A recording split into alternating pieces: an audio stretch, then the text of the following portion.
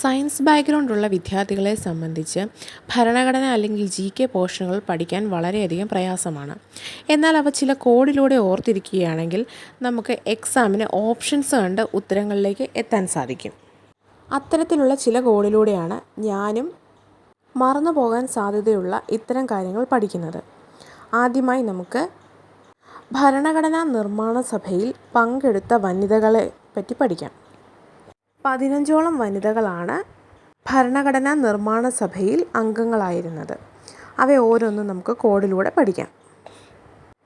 Ammu Swaminathan, Annie Mascarene, Dakshayani Velayudhan, Begum ഐസ്വാസ് റസൂൽ, ദുർഗാബായ് ദേശ്മുഖ്, ഹൻസ ബിവ്രാജ് മേത്ത, കമല ചൗധരി. ഇത്രയും പേരുകൾ ആദ്യം വായിച്ച് മനസ്സിലാക്കുക. അതിനുശേഷം അമ്മുവും ആനിയും വേലയും കണ്ട് ഐസും വാങ്ങി ദേശത്തേക്ക് പോയപ്പോൾ കണ്ടത് മെത്ത മുഴുവൻ ചൗവരിയായിരുന്നു. ഒന്നും കൂടെ പറയാം. അമ്മുവും ആനിയും വേലയും കണ്ട് ഐസും വാങ്ങി ദേശത്തേക്ക് പോയപ്പോൾ മെത്ത മുഴുവൻ ചൗവരിയായിരുന്നു എന്നോർക്കുക.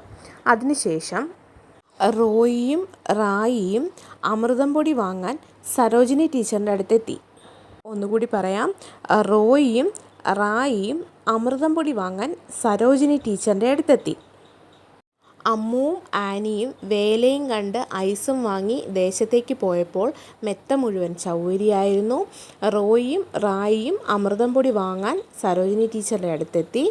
അപ്പോഴാണ് 3 നടിമാരെ കണ്ടത്. സുജാത, വിജയലക്ഷ്മി, പൂർണിമ.